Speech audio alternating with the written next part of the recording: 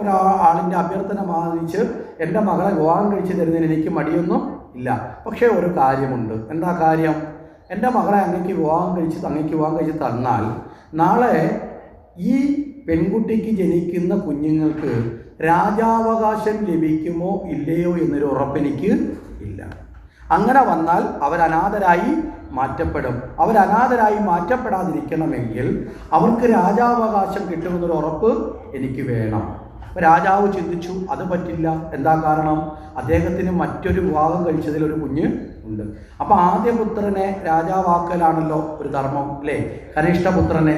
അപ്പോൾ അത് ലംഘിക്കാനും പറ്റില്ല. എന്താ? ആ കുട്ടി വളരെ ഉത്തമനായ കുട്ടിയുമാണ്. അപ്പോൾ ആ കുഞ്ഞിനെ മറന്നുകൊണ്ട് തൻ്റെ ആഗ്രഹം സാധിക്കണ്ട എന്ന് വിചാരിച്ച് രാജാവ് നിരാശയോടെ മടങ്ങിപ്പോയി. ഇനി രാജാവിന് ആദ്യം ഒരു കുഞ്ഞുണ്ടായി എന്ന് പറഞ്ഞില്ലേ, ഇനി അതെന്താണ് എന്ന് നമുക്കൊന്ന് ചിന്തിക്കാം. ഇവിടെ ഈ ശാന്തനു മഹാരാജാവ് ഗംഗാദേവിയെ ആദ്യമേ വിവാഹം കഴിച്ചിരുന്നു. ഈ ഗംഗാദേവിയെ വിവാഹം കഴിക്കാനുള്ള കാരണം, ഒരിക്കൽ ഈ ഗംഗാദേവിയെയും ഇദ്ദേഹം കൂടി ബ്രഹ്മലോകത്ത് വെച്ച് പരസ്പരം കണ്ടുമുട്ടുന്ന വേളയിൽ ഇവർ പരസ്പരം അവിടെ വെച്ചൊരു അനുരാഗ ബന്ധം ഇവരിലുണ്ടായി. അപ്പോൾ ബ്രഹ്മദേവൻ അങ്ങനെ പറഞ്ഞു, ഇങ്ങനെയുള്ള ചിന്തകളുടെ സ്ഥാനമല്ല ബ്രഹ്മലോകം. ഈ ആഗ്രഹം ഉള്ളിൽ ഉടലെടുത്ത സ്ഥിതിക്ക് നിങ്ങൾ ഭൂമിയിൽ ഭാര്യാഭർത്താക്കന്മാരെ ജീവിക്കാൻ ഇടയാകട്ടെ എന്ന് അനുഗ്രഹവും ശിക്ഷയും കൂടെ ചേർത്ത് കൊടുത്തു. മനസ്സിലായില്ലേ? യഥാർത്ഥ ശിക്ഷ അനുഗ്രഹം എന്ന് പറയാൻ കാരണം എന്താ? പൂർണ്ണമായും ശിക്ഷയെന്ന് പറയാൻ കാരണം ഇഷ്ടം തോന്നുക എന്ന് പറഞ്ഞാൽ തെറ്റല്ല. മനസ്സിലായില്ലേ? പക്ഷെ സ്ഥാനം മറന്ന് ഇഷ്ടം തോന്നുക എന്ന് പറഞ്ഞാൽ തെറ്റുമാണ്. മനസ്സിലാവുന്നുണ്ടോ? അപ്പോൾ അതുകൊണ്ട് ശിക്ഷയും കൊടുത്തു, അനുഗ്രഹവും കൊടുത്തു. നിങ്ങളുടെ ആഗ്രഹവും നടക്കട്ടെ, എന്നാൽ ഞാനതിനെ പ്രോത്സാഹിപ്പിക്കുന്നതുമില്ല. ഇലയ്ക്കും ഉള്ളിലും കേടില്ലാത്ത കണക്കാര് പരിഹരിച്ചു? ബ്രഹ്മാവ് പരിഹരിച്ചു. അങ്ങനെ ഇവരാണ്. ശാന്തനു മഹാരാജാവായി ഇദ്ദേഹം ജനിച്ചു. അത് കഴിഞ്ഞിട്ട് അവിടെ ഗംഗാദേവി വന്നു ചേരുകയാണ്. ഈ ഗംഗാദേവി ശാന്തനു മഹാരാജാവിൻ്റെ പത്നിയായി തീരാൻ വരുന്ന വേളയിൽ വെച്ച് അഷ്ടവസ്തുക്കൾ എന്നറിയപ്പെടുന്ന ഋഷീശ്വരന്മാർ കണ്ടുമുട്ടി. അഷ്ടവസ്തുക്കളിൽ ഒരാൾ ഇവിടെ വശിഷ്ഠൻ്റെ യാഗപശുവിനെ അപഹരിച്ചിരുന്നു. ആദ്യം ഇത് മറച്ചു വെച്ചു. പത്നിയുടെ നിർബന്ധം കൊണ്ടാണ് ഈ പശുവിനെ അപഹരിച്ചത്. ആ സമയത്ത് തന്നെ ഈ വശിഷ്ഠ മഹർഷിയിൽ നിന്ന് ശാപമുണ്ടായി, നിങ്ങൾ ഭൂമിയിൽ ജനിക്കാൻ ഇടയാകട്ടെ കളവ് ചെയ്തതുകൊണ്ട് എന്ന് പറഞ്ഞു. അഷ്ടവസ്തുക്കൾ വശിഷ്ഠ മഹർഷിയോട് പറഞ്ഞു, മഹർഷിയെ, ഞങ്ങൾ ചെയ്ത ഒരു അപരാധം അങ്ങ് ക്ഷമിക്കണം, കഠിന ശിക്ഷയിൽ നിന്ന് ഒഴിവാക്കണം. അദ്ദേഹം പറഞ്ഞു, 7 വസ്തുക്കളും ജനിച്ചാൽ ഉടനെ തന്നെ ശാപമോക്ഷം ലഭിക്കും. പക്ഷെ ഒരാൾ മാത്രം, അയാളാണ് നേരിട്ട് പശുവിനെ അപഹരിച്ചത്. അതുകൊണ്ട് അദ്ദേഹം ദീർഘകാലം ഇവിടെ ജീവിക്കേണ്ടി വരും.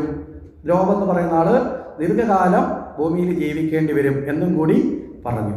അങ്ങനെ ഇവർ ഗംഗാദേവിയെ വഴിവെച്ച് കണ്ടുമുട്ടി. ഗംഗാദേവിയോട് ചോദിച്ചു, എവിടേക്കാണ് യാത്ര? ഗംഗാദേവി പറഞ്ഞു, എനിക്ക് ഒരാഗ്രഹവും ശാപവും കൂടെ ഒരുമിച്ച് കിട്ടിയിട്ടുണ്ട്. മനസ്സിലായില്ലേ? അതുകൊണ്ട് ഞാൻ ശാന്തനു എന്ന രാജാവിൻ്റെ പത്നിയാവാൻ പോവുകയാണ്. അപ്പോൾ അഷ്ടവസ്തുക്കൾ പറഞ്ഞു, അല്ലയോ മാതാവേ, അങ്ങനെയാണെങ്കിൽ അവിടുത്തെ മക്കളായി ജനിക്കാൻ ഞങ്ങൾക്ക് അവസരം തരണേ. എന്തായാലും ഞങ്ങൾ മനുഷ്യരായി പിറക്കണം. മനസ്സിലായില്ലേ? അപ്പോൾ ഗംഗാദേവിയുടെ മക്കളായി ജനിച്ചാൽ അല്ലേ, അത് തന്നെ ഒരു പുണ്യം ആണ്. അതുകൊണ്ട് അങ്ങനെ ഒരു അവസരം തരണം. ഗംഗാദേവി പറഞ്ഞു, അതിനെന്താ, തീർച്ചയായും ഞാൻ എൻ്റെ മക്കളായി നിങ്ങളെ സ്വീകരിച്ചു കൊള്ളാം എന്നൊരു അനുവാദം കൊടുത്തു.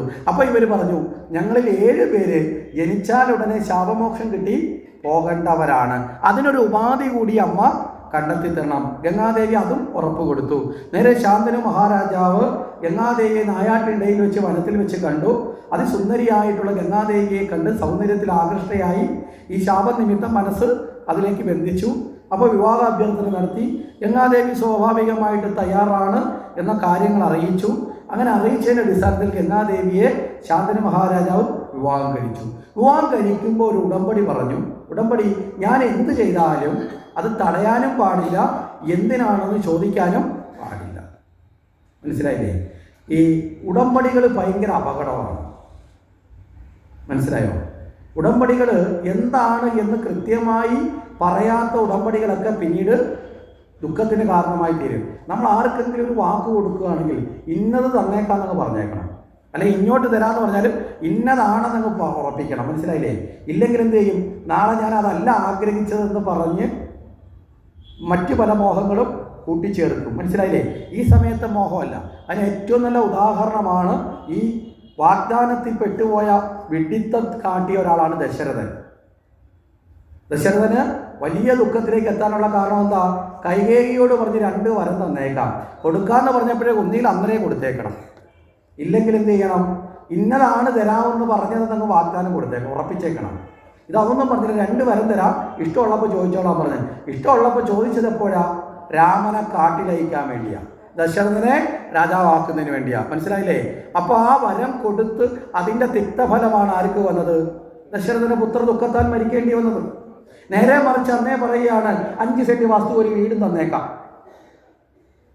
മനസ്സിലായി, 2 ആ കനിയും കൂടെ കഞ്ഞി വെച്ച് കുടിക്കാൻ തന്നേക്കാം എന്ന് പറഞ്ഞിരുന്നെങ്കിൽ കയ്യേക്ക് ചോദിക്കുമായിരുന്നോ? ഭരതനെ കാട്ടിലയക്കണം ചോദിക്കുമായിരുന്നോ? ചോദിക്കില്ല. രാമനെ കാട്ടിലയക്കണം, ഭരതന് രാജാധികാരം കൊടുക്കണം ചോദിക്കില്ലായിരുന്നു. മനസ്സിലായില്ലേ?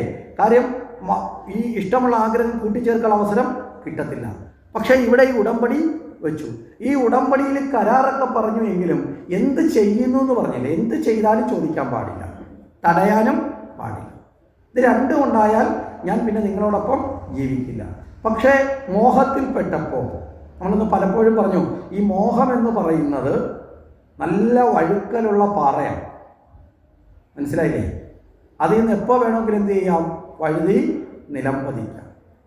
അതുകൊണ്ടാണ് ശരിയായ ഭക്തൻ മോഹങ്ങളെ കടക്കണം എന്ന് പറയുന്നത്. മോഹങ്ങളെ പരിത്യജിക്കാൻ പഠിച്ചാൽ മനസ്സിന് ശാന്തി ഉണ്ടാകും. ഈ മോഹങ്ങളെന്ന് പറയുന്ന ഒരു കുളത്തിലെ ഓളം പോലെയാണ്. ഒരിക്കലും അതിൻ്റെ അടിത്തട്ട് കാണാൻ പറ്റില്ല. ഈ ഓളം ഉണ്ടെങ്കിൽ കാണാൻ പറ്റുമോ? പറ്റില്ല. ഈ ഓളം അടങ്ങിയാൽ അതിന് അടിത്തട്ട് കാണാൻ പറ്റും. അപ്പം നമ്മുടെ ഉള്ളിൽ മോഹങ്ങളുടെ ഓളം കൊണ്ടാണ് ഉള്ളിൽ ഇരിപ്പവനായ ഈശ്വരനെ കാണാൻ പറ്റാത്തത്. എവിടെയാണ് ഈശ്വരൻ? എന്നിലാണ് ഈശ്വരൻ, നിന്നിലും എന്നിലും കുടികൊള്ളും പരം ഏകമാം ചൈതന്യമാണ് ഈശ്വരൻ. മനസ്സിലായില്ലേ? നമ്മളൊക്കെ ഇപ്പോൾ ഈശ്വരനെ അന്വേഷിച്ച് നടക്കുക. ഏറ്റവും കൂടുതൽ ഭക്തന്മാർ കൂടിക്കൊണ്ടിരിക്കുന്ന കാലത്താണ് ഏറ്റവും കൂടുതൽ വിഡ്ഢിത്തങ്ങളും കാട്ടിക്കൊണ്ടിരിക്കുന്നത്.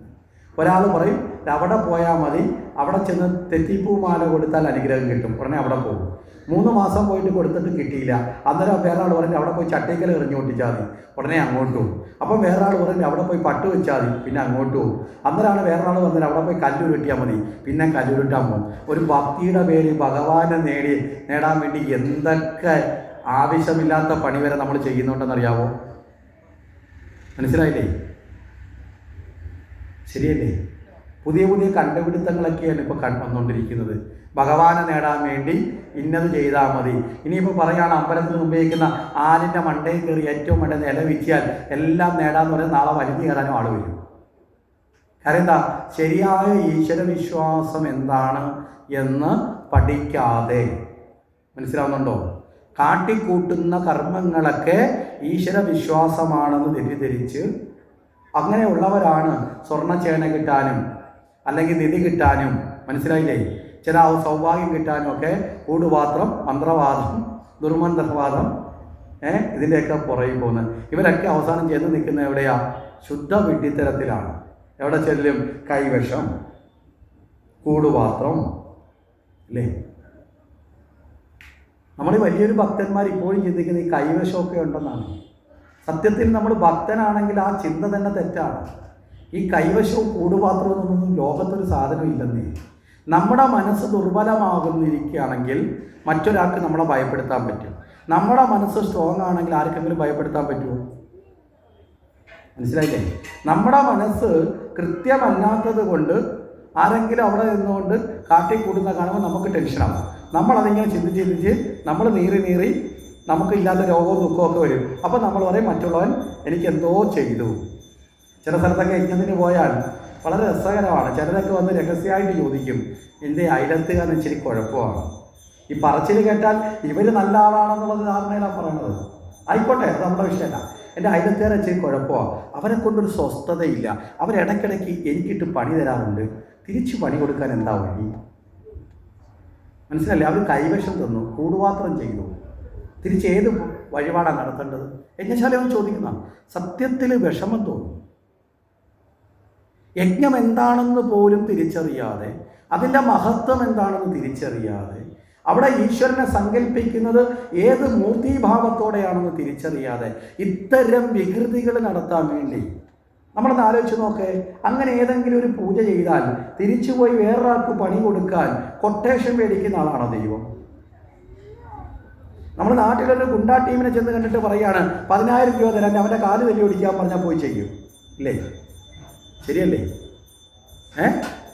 ഈശ്വരന് പോയി വഴിപാട് നടത്തിയിട്ട് എൻ്റെ ശത്രു ഉണ്ട്, അയാൾക്ക് 2 പണി കൊടുക്കണമെന്ന് പറഞ്ഞാൽ അങ്ങനെ പോയി ചെയ്യുന്ന ആളാണോ ഈശ്വരൻ? ആണോ? ഒരിക്കലുമല്ല. അങ്ങനെ ചിന്തിക്കുന്നുണ്ടെങ്കിൽ ആ ചിന്തിക്കുന്നവരാണ് അതിൻ്റെ നാശം. മനസ്സിലായില്ലേ? നമ്മളവിടെ കൃത്യമായിട്ട് മനസ്സിലാക്കണം. അപ്പം നാളത്തെ ദിവസം, നാളെ യജ്ഞശാലയിൽ ശത്രുസംഹാര പുഷ്പാഞ്ജലിയുണ്ട്. എന്താ ഈ ശത്രുസംഹാര പുഷ്പാഞ്ജലി?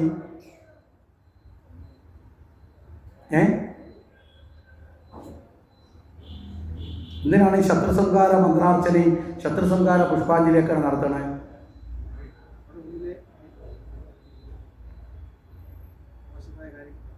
എന്താ ഈ മോശമായ കാര്യം? അതുകൂടെ പറയും, വ്യക്തത വേണ്ടേ? ശത്രു എന്ന് പറയുമ്പോൾ ശത്രു ഇന്നതാണെന്ന് ഐഡന്റിഫൈ ചെയ്ത് പറയണം. പറഞ്ഞത് കൃത്യമാണ്, പക്ഷെ ഒന്നുകൂടെ തെളിയാനുണ്ട്. ഇപ്പോഴും പലരും ശത്രുസംഹാര പുഷ്പാഞ്ജലി നടത്തുന്ന അയലത്തുകാരെ ഉദ്ദേശിച്ചിട്ടാണ്. ഇപ്പൊ അതും മാറിക്കൊണ്ട് വീട്ടിൽ തന്നെ ഉള്ള, മനസ്സിലായില്ലേ, വീട്ടിൽ തന്നെയുള്ള അമ്മായിയമ്മ മരുമോളെയും മരുമോൾ അമ്മായിയമ്മയും നാത്തൂൻ ഇളയ നാത്തൂൻ മൂത്ത നാത്തൂനെയൊക്കെ ഉദ്ദേശിച്ചാണ് പലപ്പോഴും സത്യത്തിൽ വികൃതമാക്കപ്പെട്ടുകൊണ്ടിരിക്കുക. പലതിൻ്റെയും കൃത്യമായി എന്തിനാണ് എന്നറിയാത്തത് കൊണ്ടുണ്ടാകുന്ന വീഴ്ചയാണ്. നമ്മളൊക്കെ ക്ഷേത്രത്തിൽ പോകുന്നവരാണ്. ഏറ്റവും ലളിതമായ ആചാരത്തിലൊരു കാര്യം കൂടി ഒന്ന് ചിന്തിച്ച് നോക്കുക. നമ്മുടെ ആദ്യത്തെ ദേവനല്ലേ ഗണപതി, പൂജിക്കപ്പെടുന്ന അല്ലേ ഗണേശൻ എന്ന് പറയുന്നത്. ഈ ഗണപതിക്ക് ഏറ്റവും പ്രിയപ്പെട്ട വഴിപാടല്ലേ കറുകമാല? ആണോ? ആണോ? ആ. എന്തിനാണ് ഗണപതിക്ക് കറുകമാല ഇടുന്നത്?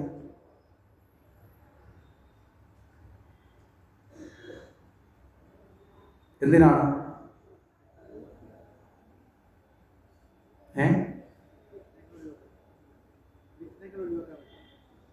കറുകമാല ഇട്ടാൽ JCB ആയിട്ട് ഒന്ന് വിഘ്നങ്ങളൊക്കെ എടുത്ത് മാറ്റി വെക്കൂ. ഈശ്വരവിശ്വാസത്തിന് യുക്തിയും ശാസ്ത്രവും വേണം. ഇനി കറുകമാല ഇട്ടില്ലെങ്കിൽ വിഘ്നം തരുമോ? അപ്പോൾ ആ ദേവൻ ശരിയല്ലല്ലോ. ഞാനൊരു കറുകമാല ഇടാത്തതിൻ്റെ പേരിൽ എൻ്റെ ജീവിതത്തിൽ വിഘ്നം ഉണ്ടാക്കുന്നുണ്ടെങ്കിൽ ആ ദേവൻ്റെ മനസ്സ് ശരിയാണോ? അല്ല. ഇപ്പം ചോദിച്ചാൽ എന്തായിരിക്കും മറുപടി? പണ്ടേ അങ്ങനെയാ. ഈ പണ്ടേ അങ്ങനെയാണെന്ന് പറയാനല്ല നമ്മൾ പഠിക്കേണ്ടത്. ഈ പണ്ടേ അങ്ങനെയാണെന്ന് പറയുന്നവരാണ് പല വിഡിത്തങ്ങളും പിന്തുടരുന്നവരായി മാറുന്നത്. അല്ലെങ്കിൽ അത് എന്താണ് എന്ന് നമ്മൾ അറിയണം. ഇപ്പം നമ്മുടെ അപ്പൂപ്പൻ കുഴിച്ച കുഴിയിലെ കിണറ്റിലെ വെള്ളം ഉപ്പുവെള്ളമാണെങ്കിൽ ആയുഷ്കാലം മുഴുവൻ, ആ തലമുറ മുഴുവൻ അത് കുടിക്കണമെന്ന് നിർബന്ധമുണ്ടോ? വേറൊരു കിണർ കുഴിക്കാൻ സ്ഥലം ഉണ്ടെങ്കിൽ കുഴിച്ചു നോക്കണം. നല്ല വെള്ളം കിട്ടിയാൽ ഉപ്പുവെള്ളമുള്ള കിണർ മൂടിയിട്ട് നല്ല വെള്ളം കുടിക്കണം. അതിനല്ലേ ബുദ്ധി തന്നേക്കുന്നത്, അതിനല്ലേ നമുക്കൊരു കഴിവ് തന്നേക്കുന്നത്. നേരെ മറിച്ച് അമ്മുമ്മയും കറുകമാല കെട്ടി, അമ്മയും കെട്ടി, ഞാനും കെട്ടി, എന്നെ കണ്ട് എൻ്റെ മക്കളും കെട്ടി. ഇതല്ലേ ഇപ്പം നമ്മൾ ചെയ്യുന്നത്?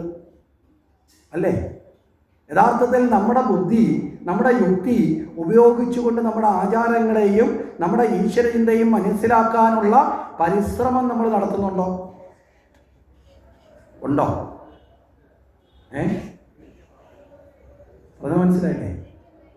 ഈ പരിശ്രമം ഇല്ലാത്തതാണ് നമ്മൾ യഥാർത്ഥത്തിൽ ക്ഷേത്രങ്ങളിൽ പോലും എന്ത് നടക്കണം, എന്ത് നടക്കേണ്ടതാണ് എന്ന ബോധമില്ലാത്ത ഭക്തന്മാരെന്ന് വളർന്നു വരുന്നത്. അവിടെ അതുണ്ടല്ലോ, പിന്നെന്താ ഇവിടെ ഇതില്ലാത്തതെന്ന് ചോദിക്കും. മനസ്സിലായില്ലേ? ആരെങ്കിലുമൊക്കെ അങ്ങനെയാണ് ഇങ്ങനെയാണെന്ന് പറഞ്ഞാൽ നമ്മൾ അതിൻ്റെ പുറകിൽ എന്ത് ചെയ്യും? കൂട്ടഓട്ടം നടത്തും. ഇവിടെ ആചാരങ്ങൾ ഓരോന്നും ശരിയായ ജീവിതജ്ഞാനത്തെ പകരാനുള്ളതാണ്. ആചാരങ്ങൾ അറിവിനോട് ചേർന്ന് നിൽക്കുമ്പോഴാണ് അത് ആചാരമായി നിൽക്കുന്നത്. അറിവില്ലെങ്കിൽ അത് വെറും ആചരണമാണ്. ഇപ്പം നമ്മളിൽ ഏറിയ പങ്കും ആചാരം എന്ന് പറഞ്ഞ് നടത്തുന്നത് ആചരണമാണ്. എന്താ കാര്യം? നമ്മൾ ചെയ്യുന്ന ആചാരത്തിലൂടെ വേണ്ട ഒരറിവ് നമ്മുടെ ഉള്ളിലേക്ക് വരുന്നുണ്ടോ? അങ്ങനെ വരുന്നില്ല എങ്കിൽ അത് ആചരണമായി മാറി. എന്താ ആചരണം? മുമ്പിൽ പോകുന്ന ആൾ കാണിച്ചു, പുറകെ വരുന്ന ആൾ കാണിക്കും. അപ്പം നിങ്ങൾ ആദ്യമായിട്ടൊരു അമ്പലത്തിൽ പോകാൻ നോക്കുക. മുമ്പിൽ പോയ ആളിൻ്റെ കാലൊന്ന് തട്ടി, മറിഞ്ഞു വീഴാതിരിക്കുക അയാൾ കൈ നിലത്ത് കുത്തി. കൈ കുത്തിയപ്പോൾ അയാൾ ശംഭോ മഹാദേവ എന്നും പറഞ്ഞ് വീഴാത്തത് കൊണ്ടൊന്ന് തൊഴുതു. പുറകെ വരുന്ന നിങ്ങളുടെ കാല് തട്ടാതെ തന്നെ നിങ്ങൾ അവിടെ ചെല്ലുമ്പോൾ മറിയും. നിങ്ങളും തൊട്ടിട്ട് ശംഭോ മഹാദേവ. 10 പേര് ഈ പണി കാണിച്ചാൽ 11ാമത്തവൻ തൊട്ട് പിന്നെ അത് അവിടുത്തെ ആചാരമായി അല്ലേ? ഇന്ന് ചെയ്യുന്നോരപരാധങ്ങൾ നാളത്തെ ആചാരമായി മാറിടും എന്ന് വിദ്വാൻമാർ പറഞ്ഞിട്ടുണ്ട്. അപ്പൊ അർത്ഥമറിയാതെ ഒരു ഈശ്വരാരാധനയും ചെയ്യാൻ പാടില്ല. എന്ത് ചെയ്യാൻ പറഞ്ഞാലും അതെന്തിനാണ് എന്ന് സ്വയം കണ്ടെത്താനോ അല്ലെങ്കിൽ അത് ചോദിച്ചു മനസ്സിലാക്കാനോ തയ്യാറാവണം. അതിനെ നമ്മൾ ഭയക്കേണ്ട കാര്യമില്ല. നീ അങ്ങനെ ചോദിച്ചാൽ അത് ദോഷം കിട്ടുമോ? ഇപ്പൊ ഹിന്ദുവിന്റെ ഏറ്റവും വലിയ ശാപം എന്ന് പറയുന്നത് ഈ ദോഷം കിട്ടുമോ ദോഷം കിട്ടുമോ ദോഷം കിട്ടുമോ കിട്ടുമോ കിട്ടുമോ കിട്ടുമോ എന്ന് വെച്ചാൽ കിട്ടുന്ന ഒത്തപ്പോതായി മാറി. ഈ നിരന്തരം നിനപ്പത് തന്നെ ഭവിപ്പതുണ്ട് വാസ്തവം എന്നൊരു ചൊല്ലുണ്ട്. നിരന്തരം നമ്മൾ ഒന്നിനെ നനച്ചിരുന്നാൽ വരുന്നതെല്ലാം അതാണെന്ന് തോന്നും ഇല്ലേ? ശരിയല്ലേ? അപ്പൊ നിരന്തരം നമ്മളെല്ലാവരും നോക്കുന്ന ദോഷം കിട്ടുമോ ദോഷം കിട്ടുമോ ദോഷം കിട്ടുമോ.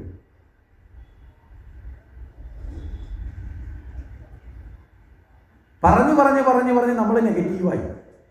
നമ്മൾ നിരന്തരം വീട്ടിൽ നിന്ന് പറഞ്ഞു നോക്കെ ഞാനൊരു രോഗിയാണ്, എന്നെ കൊണ്ടൊന്നും വയ്യ, ഞാനൊരു രോഗിയാണ്, എനിക്ക് ആരോഗ്യമില്ല, എനിക്ക് മനോധൈര്യം എന്ന് പറഞ്ഞു നോക്കെ ഒരു 3 മാസം നിങ്ങൾ അടുപ്പിച്ച് പറഞ്ഞാൽ മതി. 3ാമത്തെ മാസം നിങ്ങൾ നല്ല ഒന്നാന്തരം രോഗിയായിട്ട് മാറും. സംശയം ഉണ്ടെങ്കിൽ ഒന്ന് പറഞ്ഞു നോക്കുക. ഒരു ഡെയിലി രാവിലെയും വൈകുന്നേരത്തും ഒരു 108 തവണ നിങ്ങൾ ഒരിടത്ത് സ്വസ്ഥമായിട്ടിരുന്ന് നിങ്ങളൊരു രോഗിയാണെന്ന് നിങ്ങൾ പറഞ്ഞാൽ 3 മാസം 90 ദിവസം കഴിയുമ്പോൾ എഴുതി വെച്ച് തരാം, നിങ്ങൾ രോഗിയായിരിക്കും. ഇനി നിങ്ങൾക്ക് നല്ലൊരു രോഗമുണ്ടെന്ന് വെക്കുക. ഈ രോഗത്തെ ഞാൻ കിടക്കും, എനിക്ക് ആരോഗ്യമുണ്ട്, ഈ രോഗം എന്നെ തളത്തിലാണ് നിങ്ങൾ തീരുമാനമെടുത്ത് നോക്കേ. ഞാൻ നല്ല ആരോഗ്യവാനായി തീരും എന്ന് നിങ്ങൾ നിരന്തരം പറഞ്ഞു നോക്കേ. ഈ രോഗത്തെ കടക്കാനുള്ള ബലം നിങ്ങളുടെ ഉള്ളിൽ തന്നെ ഉണ്ടാവും. നിങ്ങൾ പുറത്തുനിന്ന് കഴിക്കുന്ന മരുന്നിനേക്കാളും പ്രതിരോധം നിങ്ങളുടെ ശരീരം സൃഷ്ടിക്കും. നിങ്ങളുടെ ശരീരത്തിൻ്റെ ഗ്ലാൻഡുകൾ ഉണരും, അതിൻ്റെ ഹോർമോൺസുകൾ വർദ്ധിക്കും, ആന്തരികമായിട്ടുള്ള പ്രക്രിയയിൽ മാറ്റം ഉണ്ടാവും. മനസ്സിലായില്ലേ? അതുകൊണ്ടാണ് പറയുന്നത് ഔഷധം കൊണ്ട് രോഗത്തിൻ്റെ 30% മാറും, 70% രോഗി തീരുമാനിക്കണം രോഗം മാറണോ വേണ്ടയോ എന്ന്. ശരിയല്ലേ? 30% മാത്രമേ ഔഷധം കൊണ്ട് മാറൂ, ഏത് മഹാവ്യാധിയാണെങ്കിലും. ബാക്കി 70% അവനവൻ്റെ മനോബലമാണ് പ്രധാനം. ശരിയല്ലേ? അപ്പോൾ ഈ ദോഷം വരുമോ ചിന്തിച്ചുകൊണ്ടിരുന്നാൽ നമ്മുടെ മനസ്സ് പോസിറ്റീവോ നെഗറ്റീവോ ആവും. ഈ നെഗറ്റീവ് നമ്മൾ തന്നെ ഉണ്ടാക്കിയിട്ട് അമ്പലത്തിൽ പോയി ഭഗവാനെ എന്തിനാ എന്നെ കഷ്ടപ്പെടുത്തുന്നത് ചോദിച്ചിട്ട് വല്ല കാര്യമുണ്ടോ? അമ്പലത്തിലേക്ക് ദേവിക്ക് ഇന്ന വീട്ടിലെ പുത്തൻ വീട്ടിലെ ഗോമതിക്ക് രോഗം കൊടുക്കാം, വടക്കേ വീട്ടിലെ ചെല്ലപ്പന് കാലിനൊരു ഉളുക്ക് കൊടുക്കാം എന്ന് എഴുതി വെച്ചിട്ട് ഇത് തരാൻ ദേവിക്ക് വല്ല പ്രശ്നം വല്ല ഉണ്ടോ? നമ്മളോട് ഉണ്ടോ? ഒന്നുമില്ലെന്നേ. നമ്മൾ തന്നെ വരുത്തിയെടുക്കുന്നത്, നമ്മൾ തന്നെ അനുഭവിച്ച് നമ്മൾ എന്ന് പരാതി പറയുന്നുണ്ട്. എന്താ കാര്യം? സ്വയം അറിയണം നാം നമ്മുടെ ഉള്ളിലുള്ള ചിന്താഗതിയെ എന്നുള്ള നിലയിലേക്ക് നമ്മൾ മാറണം. നമ്മുടെ ചിന്താധാരകളിൽ മാറ്റം വരണം, നമ്മുടെ ജീവിത ശൈലികളിൽ മാറ്റം വരണം. അവിടെയാണ് ആചാരങ്ങളുടെ പ്രാധാന്യം. ഈ ആചാരങ്ങൾ എന്തിനാണ് നമ്മുടെ പൂർവികർ ചിട്ടപ്പെടുത്തിയത്? ഈ പ്രപഞ്ചം മുഴുവൻ നിറഞ്ഞു നിൽക്കുന്ന ഈശ്വരന് വേണ്ടി ഒരു അമ്പലം അല്ലേ? ആ അമ്പലത്തിൽ ചില ആചാരം ഇതൊക്കെ ചിട്ടപ്പെടുത്തി. എന്താ? ഇതൊക്കെ നമ്മൾ ആചരിക്കുമ്പോൾ ആചരിക്കപ്പെടുന്നതിൻ്റെ അറിവിനെക്കുറിച്ച് അന്വേഷിച്ച് ആ അറിവിനെ ജീവിതത്തിലേക്ക് പകർന്ന് നമ്മുടെ ജീവിതത്തെ പുഷ്ടിപ്പെടുത്താൻ വേണ്ടിയിട്ടാണ്. പക്ഷേ ഇപ്പം നമ്മൾ ഈ ആചാരങ്ങളുടെ അർത്ഥത്തെക്കുറിച്ച് ചിന്തിക്കാറുണ്ടോ? അതാണ് മുമ്പേ പറഞ്ഞത്, മുമ്പിൽ പോകുന്നവർ കാട്ടുന്നു, നമ്മൾ കണ്ടു ചെയ്യുന്നു. മാറ്റം പറഞ്ഞു. ഓരോ ആചാരങ്ങളെയും ആചരണങ്ങളല്ല, അതിൻ്റെ അറിവിൻ്റെ തലത്തിൽ അറിയേണ്ടതാണെന്ന ബോധം നമ്മളിൽ ഉണ്ടാകണം. ആ കാഴ്ചപ്പാടിലേക്കൊക്കെ നമ്മൾ കടന്നു വരേണ്ടി വരും. അപ്പോൾ ഇവിടെ പറഞ്ഞു വന്നത് വാഗ്ദാനങ്ങൾ കൊടുത്തു അല്ലേ? അത് പലപ്പോഴും ദുഃഖത്തിൻ്റെ കാരണമായിരിക്കും. ഇവിടെ എന്താ പറഞ്ഞത്? എന്ത് ചെയ്താലും ചോദിക്കാൻ പാടില്ല, എന്താണെന്നൊന്നും ചോദിച്ചില്ല. അങ്ങനെ ആഗ്രഹത്തിന് വശംവദമായപ്പോൾ ബുദ്ധിക്ക് ഭ്രമം വന്നു. കൊടുക്കാൻ പാടില്ലാത്ത അല്ലേ ഉറപ്പ് ആർക്ക് നൽകി? ആ ഉറപ്പ് നേരെ ഗംഗാദേവിക്ക് ശാന്തനു രാജാവ് കൊടുത്തു. അങ്ങനെ ഉറപ്പൊക്കെ കൊടുത്തു. ജീവിതം മുന്നോട്ട് പോയി. കാലാന്തരത്തിൽ കുഞ്ഞുങ്ങൾ ജനിച്ചു. ആദ്യത്തെ കുഞ്ഞ് ജനിച്ച ഉടനെ തന്നെ ഗംഗാദേവി കുഞ്ഞിനെ എടുത്തുകൊണ്ട് പോയി ആ നദിയിൽ കൊണ്ട് മുക്കിക്കൊണ്ടു. രാജാവ് മിണ്ടിയില്ല. എന്ത് ചെയ്താലും തടയാൻ പാടില്ല, എന്തിനാണെന്ന് ചോദിക്കാനും പാടില്ല. രണ്ടാമത്തെ കുഞ്ഞായി, മൂന്നാമത്തെ കുഞ്ഞായി, നാലാമത്തെ കുഞ്ഞായി, അഞ്ചാമത്തെ കുഞ്ഞായി, ആറാമത്തെ കുഞ്ഞായി, ഏഴാമത്തെ കുഞ്ഞിനെ മുക്കിക്കൊന്നപ്പം രാജാവ് ഇനിയും ചോദിക്കാതിരുന്നാൽ ഞാൻ എന്തിനാണ് ആ ഒരു പിതാവെന്ന് പറഞ്ഞിരിക്കുന്നത്? ജന്മം കൊടുത്ത കുഞ്ഞിനെ, ആ കുഞ്ഞിനെ ഒന്ന് വളർത്തി ആ കുഞ്ഞിൻ്റെ അവകാശത്തിൽ നിലനിൽക്കേണ്ട തൻ്റെ ആ ഒരു ഭാവത്തിൻ്റെ മുന്നിൽ തന്നെ തൻ്റെ കുഞ്ഞിനെ കൊല്ലുന്നു. അമ്മയാണ് കൊല്ലുന്നതെങ്കിലും കൊല്ലുക എന്നതൊരു ക്രൂരതയാണ്. മനസ്സിലല്ലേ? ജന്മം കൊടുക്കാൻ അവകാശം അമ്മയ്ക്കുണ്ട്, കൊല്ലാൻ അവകാശമുണ്ടോ? ജന്മം കൊടുക്കാൻ പിതാവിന് അവകാശമുണ്ട്, കൊല്ലാൻ അവകാശമുണ്ടോ? ഇല്ല. അപ്പം നാളെ ഏതെങ്കിലും ഒരു പിതാവ് ഒരു കുഞ്ഞിനെ കൊന്നു, കോടതി പറയാണ് ഞാൻ ജന്മം കൊടുത്ത കുഞ്ഞിനെ ഞാൻ കൊന്നു, അതിന് കോടതിക്ക് എന്താണെന്ന് ചോദിച്ചാലോ വെറുതെ വിടുവോ? ഇല്ല. ജന്മം കൊടുക്കാനേ ഉള്ളൂ നമുക്ക് അവകാശം, സൃഷ്ടിക്കാൻ അവകാശമുണ്ട്, സംഹരിക്കാൻ നമുക്കാർക്കും അവകാശം. ഇനി അവൻ തെറ്റുകാരനാണ്, വലിയ കുറ്റം ചെയ്യുന്നവനാണ് എങ്കിൽ പോലും ശിക്ഷിക്കാനുള്ള അനുവാദം നമുക്കില്ല. ഉണ്ടോ? ഒരിക്കലുമില്ല. അപ്പോൾ പക്ഷേ ഇവിടെ എട്ടാമത്തെ കുഞ്ഞ് ജനിച്ചു. ഗംഗാദേവി പഴയതുപോലെ ഈ കുട്ടിയെയും എടുത്തുകൊണ്ട് നദിയിലേക്ക് പോവുകയാണ്. രാജാവ് കയറി തടഞ്ഞു. പറ്റില്ല, ഇത്രയും നാൾ ഞാൻ പറഞ്ഞ വാക്കനുസരിച്ച് മിണ്ടാതിരുന്നു, ഇനി പറ്റില്ല. നീ എന്ത് ക്രൂരതയായി കാട്ടുന്നു? നിന്നോട് എനിക്ക് ഭയങ്കര സ്നേഹമുണ്ട്, നിന്റെ സൗന്ദര്യത്തിൽ എനിക്ക് മോഹമുണ്ട്, പക്ഷേ അതിൻ്റെ പേരിൽ ഈ ക്രൂരത കണ്ടുകൊണ്ട് നിൽക്കാൻ ഇനി എന്നെ കൊണ്ടാവില്ല. ഗംഗാദേവി പറഞ്ഞു നിങ്ങൾ വാക്ക് തെറ്റിച്ചു, ഞാൻ എന്ത് ചെയ്താലും തടയില്ല എന്നാണ്. എന്തിനാണ് ഞാനിത് ചെയ്തതെന്നൊക്കെ നിങ്ങളിപ്പോൾ ചോദിച്ചു, അതുകൊണ്ട് വാക്ക് തെറ്റിച്ചു. വാക്ക് തെറ്റിച്ച് നിങ്ങളോട് ജീവിക്കുന്നതിന് എനിക്ക് താല്പര്യമില്ല. ഈ കുഞ്ഞിനെയും കൊണ്ട് ഗംഗാദേവി മറന്നു. രാജാവ് ആകെ ദുഃഖിതനായി. ആ ദുഃഖത്തിൽ പെട്ട് കുറേ കാലം കഴിഞ്ഞു. കുറേ കാലം കഴിഞ്ഞപ്പോൾ ഇദ്ദേഹത്തിന് വളരെ അഭ്യാസിയായ ഒരു യുവകുമാരനെ നായാട്ടിനിടയിൽ വെച്ച് കണ്ടുമുട്ടി. നീ ആരാണ് എന്ന് ചോദിച്ചു. അവൻ്റെ കഴിവ് കണ്ടു. വളരെ വില്ലാളി വീരനായ യോദ്ധാവായിരിക്കുന്ന കുട്ടിയെ കണ്ടു. ആ കുട്ടിയോട് നീ ആരാണെന്നൊക്കെ ചോദിക്കുന്ന സമയത്ത് ഗംഗാദേവി പ്രത്യക്ഷപ്പെട്ടു. ഗംഗാദേവി പറഞ്ഞു, രാജാവേ, ഇത് അങ്ങയുടെ മകൻ തന്നെയാണ്. ഞാൻ ഇവനെ കൊണ്ടുപോയി വളർത്തി അങ്ങയെ തിരികെ ഏൽപ്പിക്കാൻ വേണ്ടിയിട്ടാണ് അങ്ങ് നായാട്ടിന് വരുന്ന വേളയിൽ ഇവിടെ തന്നെ നിർത്തിയിരുന്നത് എന്ന് പറഞ്ഞു. എന്നിട്ട് ഗംഗാദേവി പറയുന്നു, ഞാൻ അങ്ങയുടെ ഭാര്യയായി വന്നൊരു മനുഷ്യ സ്ത്രീ അല്ല, ഞാൻ യഥാർത്ഥത്തിൽ ഗംഗാദേവിയാണ്.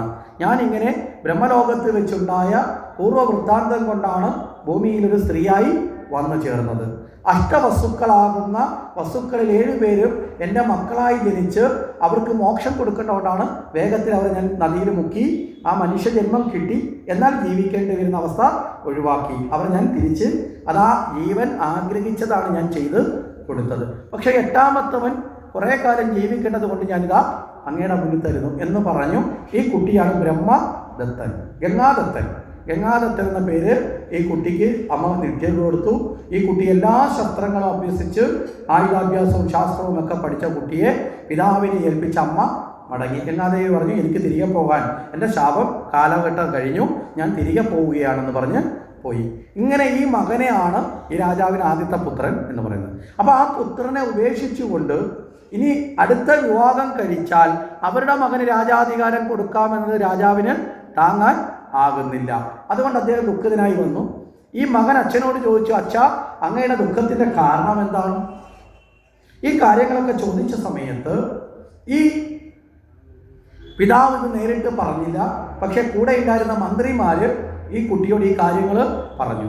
അപ്പോൾ അച്ഛൻ്റെ ആഗ്രഹം അതെന്തു തന്നെ ആയാലും അത് നടത്തിക്കൊടുക്കൽ തൻ്റെ ജീവിതത്തിൻ്റെ കടമയാണ് എന്ന് ചിന്തിച്ചുകൊണ്ട്, മനസ്സിലായില്ലേ, ഈ പുത്രൻ നേരെ അവിടെ പോയി ഈ മുക്കു രാജാവിൻ്റെ വീട്ടിൽ ചെന്നു. എന്നിട്ട് പറഞ്ഞു, അങ്ങയുടെ മകളെ എൻ്റെ പിതാവിന് വിവാഹം കഴിച്ച് കൊടുക്കണം. മുക്കു രാജാവ് ചോദിച്ചു, നാളെ നീ ഉള്ളപ്പോൾ എൻ്റെ മക്കളുടെ ഗതി എന്താവും? നിൻ്റെ പിതാവിന് ഞാൻ എൻ്റെ മകളെ കൊടുത്താൽ അവർക്ക് ജനിക്കുന്ന കുഞ്ഞുങ്ങളുണ്ടാവുമല്ലോ, അവർക്കൊരിക്കലും രാജാധികാരം കിട്ടില്ല. ആർക്കേ കിട്ടൂ? നിനക്കേ കിട്ടൂ. മനസ്സിലായില്ലേ? അപ്പം നിന്റെ അടിമകളായി അവർ വസിക്കേണ്ടി വരും. അപ്പോൾ ഈ കുട്ടി പറഞ്ഞു, ഞാൻ ഒരിക്കലും വിവാഹം കഴിക്കാതിരുന്നാൽ പ്രശ്നമില്ലല്ലോ.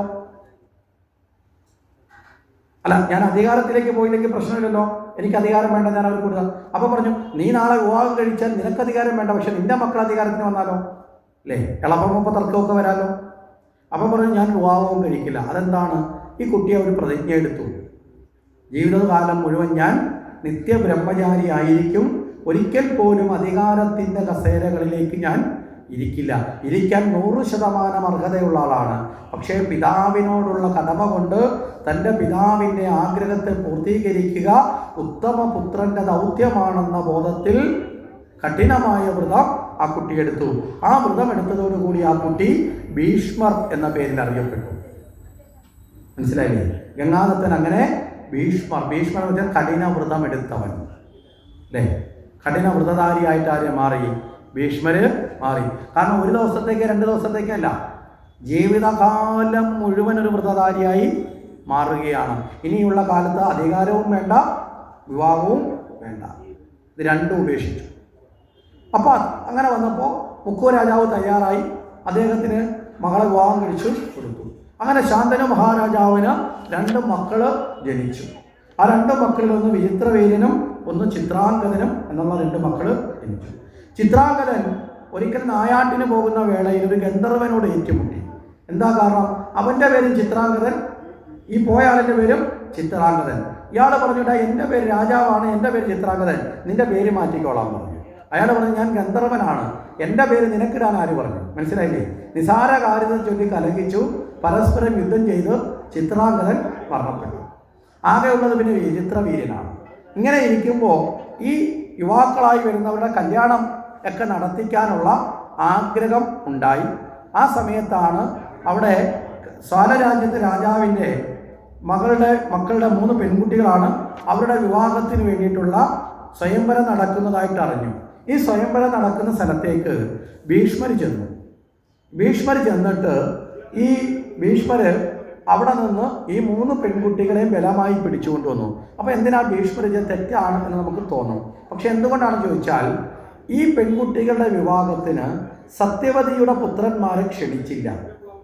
എന്താ ക്ഷണിക്കാത്തതിൻ്റെ കാരണം? രാജകുമാരിയുടെ വിവാഹമാണ്, അല്ലേ? രാജാവ് വിവാഹം കഴിച്ചെങ്കിലും ഈ കുട്ടികളുടെ അമ്മ മുക്കുവ സ്ത്രീയാണ്. മനസ്സിലായില്ലേ? ആ മുക്കുവ സ്ത്രീയുടെ മക്കളായിട്ടുള്ളവർക്ക് തൻ്റെ മകളെ വിവാഹം കഴിച്ചു കൊടുക്കില്ല എന്ന് ഈ പെൺകുട്ടികളുടെ പിതാവ് നിശ്ചയിച്ചു. അതുകൊണ്ടാണ് ക്ഷണിക്കാഞ്ഞത്. പക്ഷേ തൻ്റെ സഹോദരന്മാരെ അപമാനിച്ചത് ആർക്ക് ഇഷ്ടപ്പെട്ടില്ല? ഭീഷ്മർക്ക് ഇഷ്ടപ്പെട്ടില്ല. മനസ്സിലായില്ലേ? ആ ഭീഷ്മർ ആ സഹോദര സ്നേഹം നിമിത്തം നേരെ ആ കർമ്മം ഏറ്റെടുത്തു. ഇവരെ 3 പേരെയും പിടികൂടിക്കൊണ്ട് വരുമ്പോൾ അതിലൊരുവൾ പറഞ്ഞു, ഞാൻ മനസ്സുകൊണ്ട് ഇതിനു മുമ്പ് തന്നെ മറ്റൊരാളെ ആഗ്രഹിച്ച ആളാണ്, മനസ്സുകൊണ്ട് മറ്റൊരാളെ ഞാൻ സങ്കല്പിച്ചിട്ടുള്ള ആളാണ്.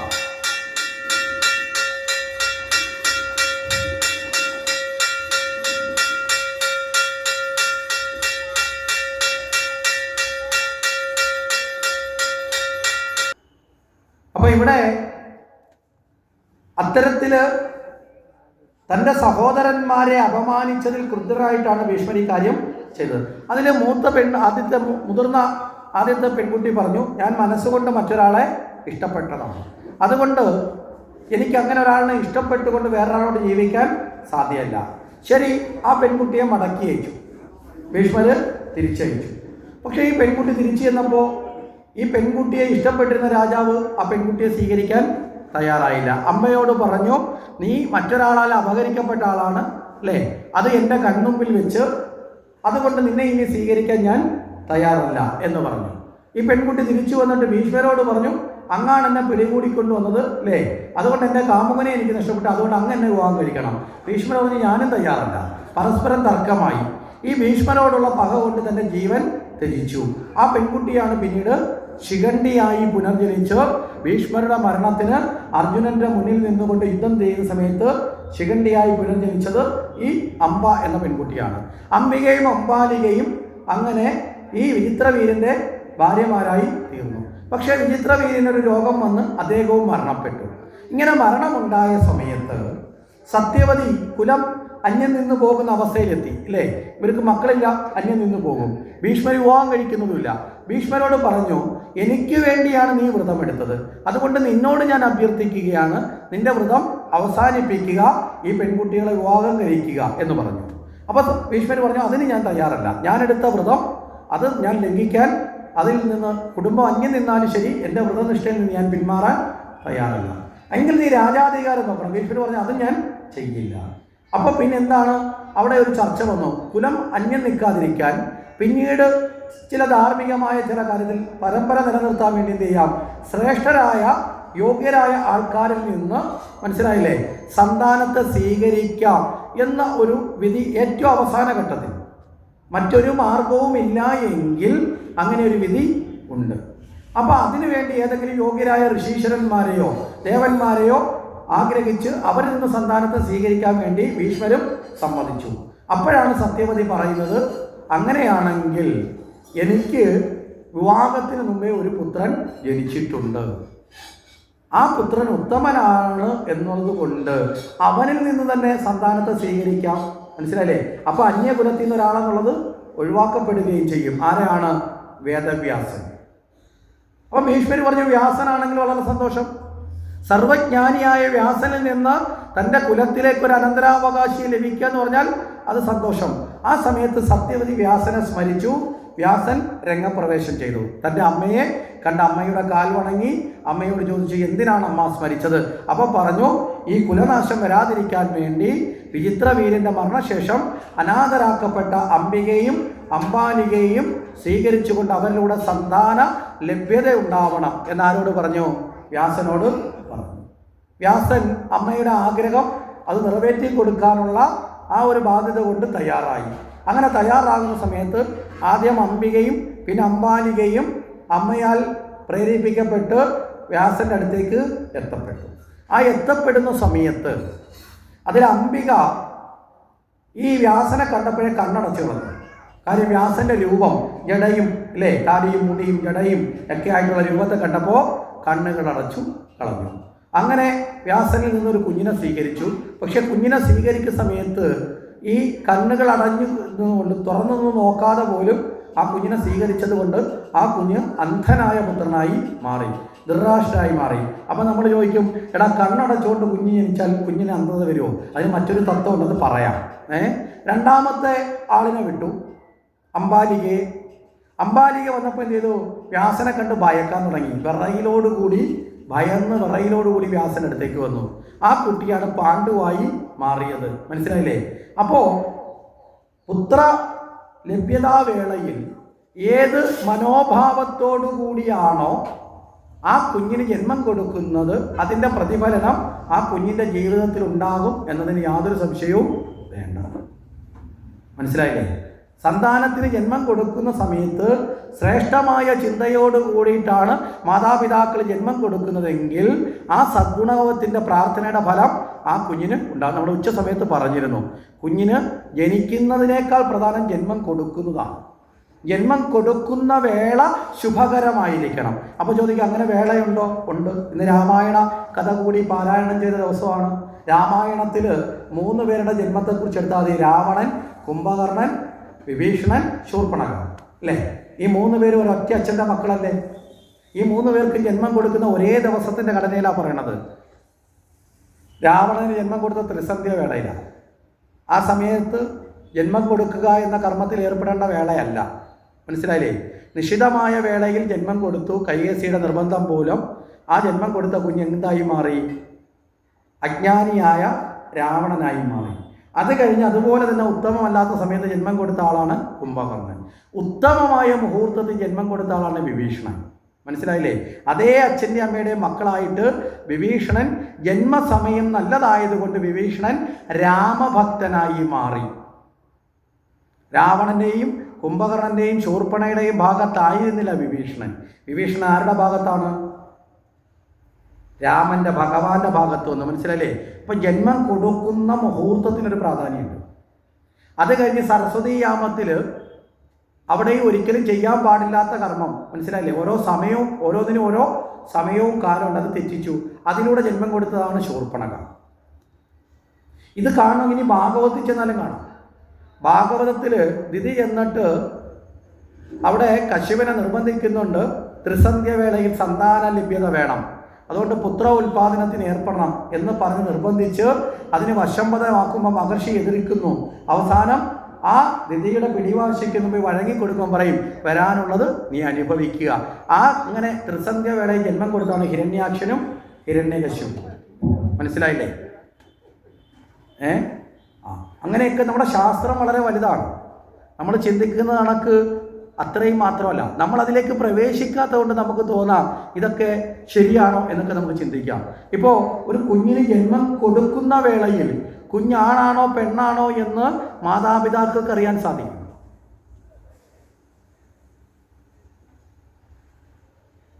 മനസ്സിലായോ? ഭ്രൂണപരിശോധനയൊന്നും നടത്തേണ്ട ആവശ്യമില്ല. യഥാർത്ഥത്തിൽ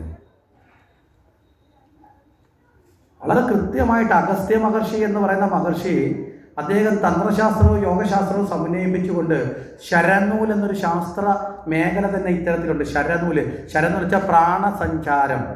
ശരം എന്ന് പറഞ്ഞാൽ പ്രാണൻ. മനസ്സിലായില്ലേ? അതുകൊണ്ടാണ് ആ ശരം എന്നത് വേലായുധൻ്റെ ആയുധമായിട്ട് ഇരിക്കുന്നത്. സുബ്രഹ്മണ്യൻ്റെ ശരനൂൽ എന്ന് പറയുന്ന പ്രാണനാണ്. ആ പ്രാണന്റെ ഗതിവിഗതികളിലൂടെ ഒരു മനുഷ്യൻ്റെ അവസ്ഥയും രോഗത്തെയും ആയുസ്സിനെ വരെ ഗണിക്കാം. ജന്മം കൊടുക്കുന്ന വേള, ജന്മത്തിന് മാത്രമല്ല, വേളയിൽ പിതാവിൻ്റെ നാസികയിലൂടെ ശ്വാസോച്ഛ്വാസത്തിൻ്റെ ഗതി അനുസരിച്ചുകൊണ്ട് കുഞ്ഞ് ആണാണോ പെണ്ണാണോ എന്നറിയാൻ സാധിക്കും.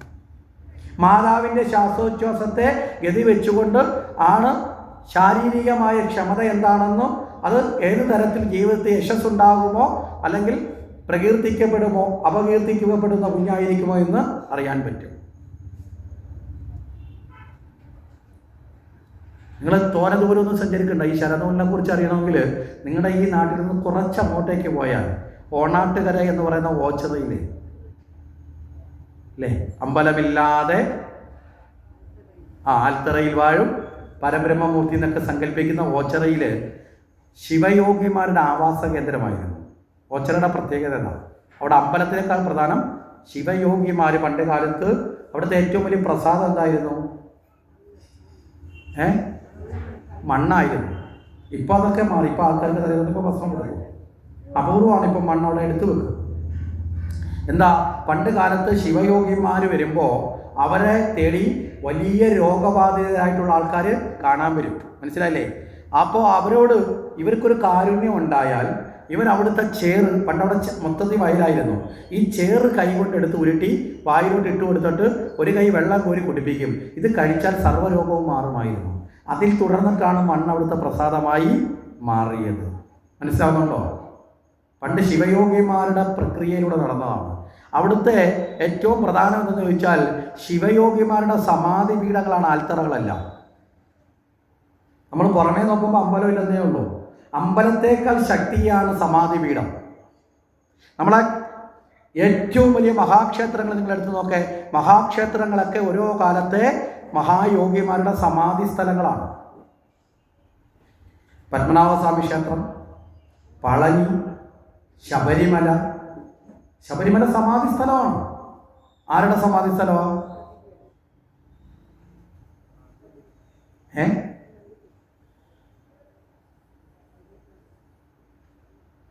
ഇത്രയും അറിവ് നമുക്ക് ഭക്തന്മാർക്കുള്ളത് കൊണ്ടാണ് കട്ടുളയും നെല്ലുമൊക്കെ പോകുന്നത്.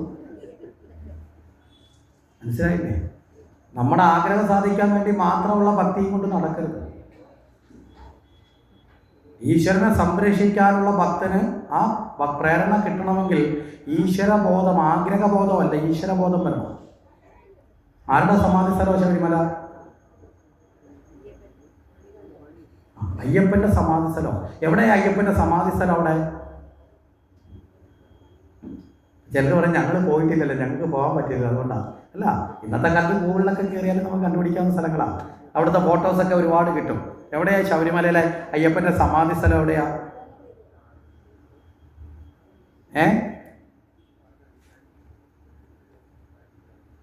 ഈ ചോദ്യം വളരെ പ്രസക്തമാണ്. ഈ 18 വർഷം മല ചവിട്ടി ഞാനിപ്പോൾ ഗുരുസ്വാമിയായെന്ന് പറയുന്ന ഗുരുസ്വാമിമാർ പോലും ചിലപ്പോൾ ഈ ചോദ്യത്തിന് ഉത്തരം പറയാറില്ല. അതാണ് കഷ്ടം. എവിടെ അയ്യപ്പൻ്റെ സമാധി സ്ഥലം?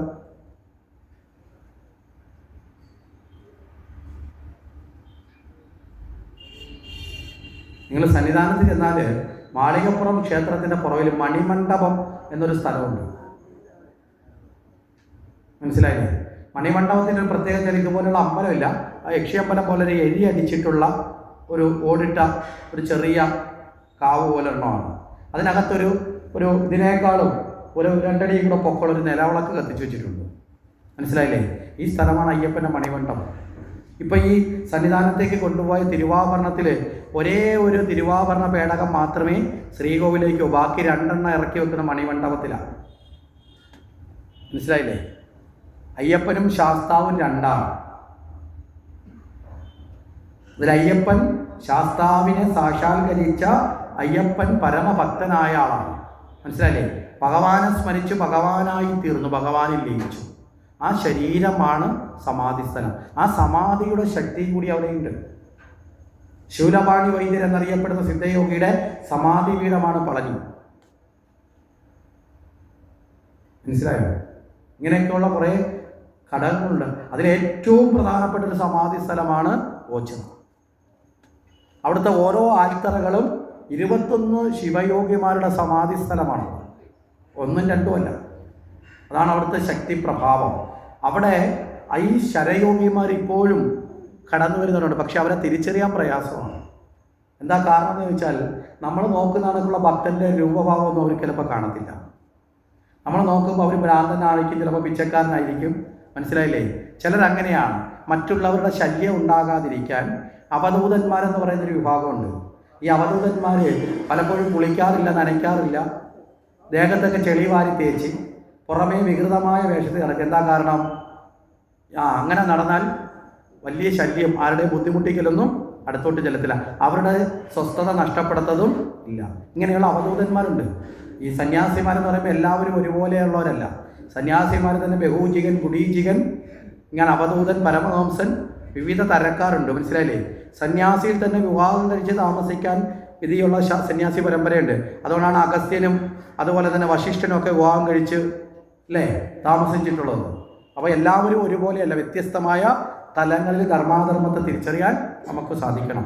അപ്പോൾ ഇവിടെ പറഞ്ഞു തന്നാൽ ശരനൂൽ പ്രകാരം കുഞ്ഞുങ്ങളെപ്പോലും ആണോ പെണ്ണോ എന്ന് വരെ അത്രയും ഉന്നതമാണ് നമ്മുടെ ഹിന്ദുവിൻ്റെ ദർശനം എന്ന് പറയാൻ വേണ്ടിയിട്ട് പറഞ്ഞതാണ്. മനസ്സിലായില്ലേ?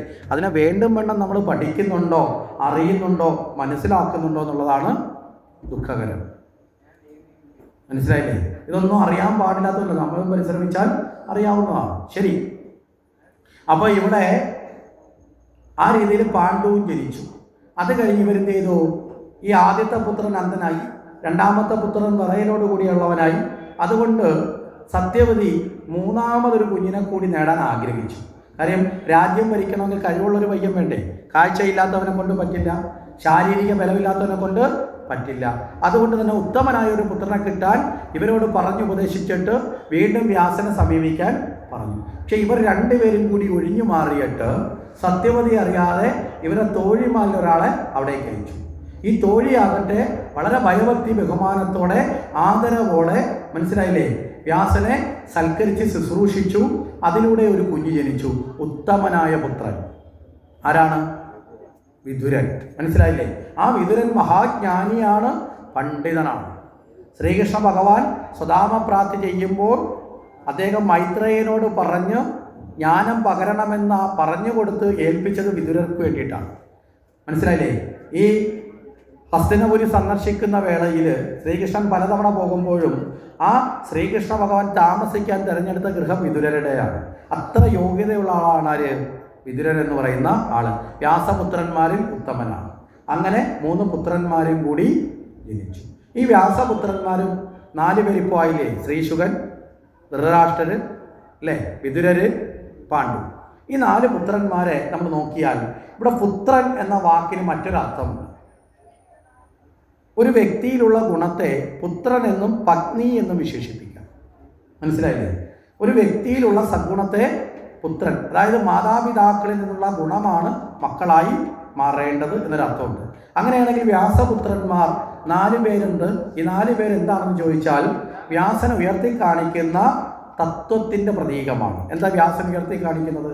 ധർമാർത്ഥ കാമ മോക്ഷം, ചതുർവിധ പുരുഷാർത്ഥം. അപ്പോൾ ധർമാർത്ഥ കാമമോക്ഷത്തിൻ്റെ പ്രതീകമായി ഈ മക്കൾ എങ്ങനെയാണ് സ്ഥിതി ചെയ്യുന്നത്? ധർമ്മത്തിൻ്റെ പ്രതീകമാണ് വിതുരൻ, അല്ലേ? വിതുരൻ എപ്പോഴും ധർമ്മിഷ്ഠനാണ്. ഇനിയോ അർത്ഥത്തിൻ്റെ പ്രതീകമാണ് ആര്? ധൃതരാഷ്ട്രൻ. അർത്ഥം എന്ന് പറഞ്ഞാൽ സമ്പത്താണ്. സമ്പത്ത് അധികമായി വരുമ്പോൾ കണ്ണിൻ്റെ കാഴ്ച പുറമേയുള്ള കണ്ണിൻ്റെ അല്ല, അകമേയുള്ള കാഴ്ച കുറയും. മനസ്സിലായില്ലേ? അവിടെ ധൃതരാഷ്ട്രൻ. അത് കഴിഞ്ഞാലുള്ളത് പാണ്ഡു, കാമത്തിൻ്റെ പ്രതീകമാണ്. കാമത്തെ നിയന്ത്രിക്കാൻ സാധിക്കാത്തത് കൊണ്ട് അവസാനം അല്ലേ മരണത്തിന് കീഴടങ്ങേണ്ടി വന്ന ആളാണ് പാണ്ഡു. അത് കഴിഞ്ഞാൽ മോക്ഷത്തിൻ്റെ പ്രതീകമാണ് ആര്? ശ്രീശുകൻ. ഈ 4 ഗുണങ്ങളുടെ പ്രതീകമാണ് 4 മക്കളെന്ന പരമ്പരയിൽ നമ്മൾ ചിന്തിക്കുക. അപ്പോൾ ഇപ്രകാരം വിവാഹം കഴിഞ്ഞു, ഇവർ മക്കളൊക്കെ ജനിച്ചു. ഇത് കഴിഞ്ഞിട്ട് ഇവർക്ക് വിവാഹത്തെക്കുറിച്ച് ചിന്തയായി. വ്യാസൻ അത് കഴിഞ്ഞ് തിരിച്ചുപോയി. ഭീഷ്മർ നേരെ ഇവരെ പാണ്ഡുവിനെ കൊണ്ട് രാജ്യം ഭരിപ്പിച്ചു. ധൃതരാഷ്ട്രർ പകരക്കാരനായിട്ട് അവിടെ ഇരുന്നു. ഇങ്ങനെ മുന്നോട്ട് പോകുമ്പോൾ ഗാന്ധാരിയെ കൊണ്ട് അവിടെ ധൃതരാഷ്ട്രർ വിവാഹം കഴിപ്പിച്ചു, അല്ലേ? അത് കഴിഞ്ഞിട്ട് നേരെ കുന്തിയെയും മാദ്രിയെയും കൊണ്ട് പാണ്ഡുവിനെ വിവാഹം കഴിപ്പിച്ചു. അങ്ങനെ വിവാഹമൊക്കെ കഴിഞ്ഞ് മുന്നോട്ട് പോകുന്ന വേളയിൽ ഇവർക്ക് ജനിച്ച കുഞ്ഞുങ്ങൾ പരസ്പരം ശത്രുക്കളായി മാറി അധികാര തർക്കങ്ങളിലേക്ക് എത്തപ്പെട്ടു. ഇവിടെ ധൃതരാഷ്ട്രരുടെ മക്കളാകട്ടെ ദാത്തപുത്രന്മാരായി അവർ ദുർവൃത്തികൾ ചെയ്യുന്നവരായി മാറി. ദുര്യോധനാദികൾ 100 പേര്, മറുഭാഗത്ത് പാണ്ഡവന്മാർ 5 പേര്, അല്ലേ? ആ 5 പേര് ഒരു ഭാഗത്തുമായി അധികാരത്തിന് വേണ്ടി അരക്കിലത്തിലിട്ട് ചുട്ടുകൊല്ലാൻ ശ്രമിച്ചു. അവസാനം പാഞ്ചാലിയുടെ വസ്ത്രാക്ഷേപത്തിലെത്തി, അല്ലേ? പാഞ്ചാലിയുടെ വസ്ത്രാക്ഷേപം കഴിഞ്ഞ് കള്ളച്ചൂട് വെച്ചു. ആ വസ്ത്രാക്ഷേപത്തിലെത്തി. അത് കഴിഞ്ഞ് വനത്തിലേക്ക് യാത്രയാക്കി. അവർക്കൊന്നും കൊടുക്കില്ല എന്ന് പറഞ്ഞു. ഭഗവാൻ വരെ ദൂതിന് ചെന്നിട്ട് പോലും ഒന്നും കൊടുക്കില്ല എന്ന് പറഞ്ഞ അവസാനം കുരുക്ഷേത്ര യുദ്ധം സമാഗതമായി. ആ കുരുക്ഷേത്ര യുദ്ധത്തിൻ്റെ ഫലമായിട്ട് കൗരവന്മാർ മുഴുവൻ മരണപ്പെട്ടു. ഭഗവാൻ പാണ്ഡവരുടെ പക്ഷത്ത് നിന്ന് ധർമ്മത്തെ വിജയിപ്പിച്ചു. അതിനുശേഷം അവസാനത്തെ അവശേഷിക്കുന്ന പുത്രനായി അർജുനൻ്റെ മകനായ അഭിമന്യുവിൻ്റെ പുത്രനായിട്ടുള്ള പരീക്ഷത്തിന് രാജാധികാരം കൊടുത്തു. പരീക്ഷത്ത് രാജ്യം ഭരിച്ചു വരവേ ഒരാശ്രമത്തിൽ എത്തപ്പെടുന്ന വേളയിൽ അദ്ദേഹത്തിന് പെട്ടെന്നുണ്ടായ കോപനിമിത്തം മഹർഷിയുടെ കഴുത്തിൽ ഒരു ചത്ത പാമ്പിനെ എടുത്തിട്ടു. അതുകൊണ്ട് 7-ാം ദിനത്തിൽ സർപ്പത്തിൻ്റെ കടിയേറ്റ് തക്ഷകൻ്റെ കടിയേറ്റ് മരിക്കട്ടെ എന്നുള്ള ശാപം വന്നു ചേർന്നു. ആ ശാപം വന്നു ചേർന്ന സമയത്ത് മരണമാസന്നമായി എന്ന അവസ്ഥയിൽ നിന്ന് ഇനി ഒരു ജീവൻ എന്താണ് ചെയ്യേണ്ടതെന്നൊരു ചോദ്യം പരീക്ഷത്തിൻ്റെ മുന്നിൽ വന്നു, അല്ലേ? മരണം ഉറപ്പായി 7 ദിവസം കൊണ്ട് മരണത്തിലെത്തും. അപ്പോൾ ഇനിയുള്ള ദിവസം, ഇനിയുള്ള സമയം വിലപിടിപ്പുള്ളതാണ്. ആ സമയം കൊണ്ട് നേടേണ്ടത് ഏറ്റവും ശ്രേഷ്ഠമാണ് എന്ന് ചിന്തിച്ചു. അപ്പോൾ എന്താണെന്ന് ചിന്തിച്ചു. ആ സമയത്ത് അദ്ദേഹത്തിനൊരു മറുപടി കിട്ടി. അന്ത്യകാലേ നാരായണ സ്മൃതി. അന്ത്യകാലത്ത് ഇനി എന്ത് ചെയ്യണം? ഭഗവാനിൽ മനസ്സ് ഉറയ്ക്കണം. അതിനെന്താണ് വഴിയെന്ന് ചിന്തിച്ചപ്പോൾ വ്യാസപുത്രനായ ശ്രീശുകൻ വന്നു ചേർന്നു. അന്ത്യകാലത്തിൽ ഭഗവാനെ, അന്ത്യകാലം വെച്ചാൽ നമ്മളെയൊക്കെ സംബന്ധിച്ചോളം ഏത് കാലം അന്ത്യകാലമാണ്, അല്ലേ? പരീക്ഷത്തിന് കൃത്യമായി 7 ദിവസം കഴിഞ്ഞിട്ടാണെന്ന് ഉറപ്പുണ്ട്. നമുക്ക് ഉറപ്പുണ്ടോ? നമ്മളിപ്പോൾ യജ്ഞം കഴിഞ്ഞിട്ട് നാളെ കാണാം, ബാക്കി നാളെ പറയാമെന്ന് പറഞ്ഞ് പോകുന്ന ഞാനും ബാക്കി നാളെ കേൾക്കാമെന്ന് പറയുന്ന നമ്മളും നാളെ എന്ന് പറയുന്ന സമയം വരെ ഉണ്ടാവുമെന്ന് വല്ല ഉറപ്പുണ്ടോ? ഉറപ്പില്ല. ഒരു വിശ്വാസം കൊണ്ട് പറയുന്നു എന്ന് മാത്രമേ ഉള്ളൂ. മനസ്സിലായില്ലേ? അപ്പോൾ ഏത് കാലവും അന്ത്യകാലമാകാം, അല്ലേ? സംശയമുണ്ടോ? ഏത് കാലവും അന്ത്യകാലമാകാം എന്ന് നമ്മൾ ഉറപ്പിക്കുക. അതുകൊണ്ട് തന്നെ ഏത് സമയത്തും നമ്മൾ ഭഗവത് ചിന്തയിലേക്ക് മുഴുകാൻ കിട്ടുന്ന അവസരത്തിലെല്ലാം മുഴുകണം. നിമിഷം വ്യഥ കളയരുത് ആരും. എന്തുകൊണ്ട്? മരണം വരുമിനി എന്നു നിനച്ചിക. ഏത് സമയത്തും മരണം നമ്മളെ പിടികൂടാം. മനസ്സിലായില്ലേ? ഒരു തവള പാമ്പിൻ്റെ വായിലിരിക്കുന്നത് പോലെ നമ്മളൊക്കെ ഈ ഭൂമിയിൽ ഇരിക്കുന്നത്. എപ്പോൾ വായടച്ചോ ക്ലിപ്പ് വീഴുന്നു, അതോടുകൂടി ടപ്പോന്ന് വീഴും. മനസ്സിലായോ? അതുകൊണ്ട് എപ്പോഴും ഭഗവാന്റെ സ്മരണ ഉണ്ടാവണം, ഒരു നിമിഷം പോലും കളയാതെ ഉണ്ടാവണം. ആ ബോധം വന്നപ്പോൾ ശ്രീശുകൻ ഭാഗവതത്തെ ഉപദേശിച്ച് പരീക്ഷത്ത് 7 ദിവസങ്ങൾ കൊണ്ട് ആ ഭാഗവതജ്ഞാനം നേടി ഉത്തമ സ്വരൂപത്തിനായി മാറി. പരീക്ഷത്ത് തൻ്റെ ശരീരത്തെ ഉപേക്ഷിച്ചു. അദ്ദേഹത്തിൻ്റെ മകൻ, ആ മകൻ വന്നപ്പോൾ അദ്ദേഹം തൻ്റെ പിതാവിനെ വധിച്ച തക്ഷകനെ ഒരു പാഠം പഠിപ്പിക്കണം എന്നുള്ള നിലയിൽ സർപ്പയജ്ഞം നടത്തി. സർപ്പയജ്ഞത്തിൻ്റെ ഫലമായി പാമ്പുകളെല്ലാം അതിലേക്ക് കൊണ്ടുവന്നു. അവസാനം അതിൽ നിന്ന് ജഗത്കാരുവിനെ ആശ്രയിച്ച് ആ സർപ്പയജ്ഞത്തിന് വിഘ്നം വരുത്തി. അവിടെ സർപ്പങ്ങളെ രക്ഷിക്കുന്ന അവസ്ഥയോടുകൂടി പാണ്ഡവചരിതം കടന്നു. നമുക്ക് തൊട്ടുപുറവിൽ വീണ്ടും ദേവീ ദർശനം എന്ന ഭാഗത്തിലേക്ക് നമ്മൾ എത്തിച്ചേരുന്നത്. ആ ഭാഗം നമുക്ക് തുടർന്നുള്ള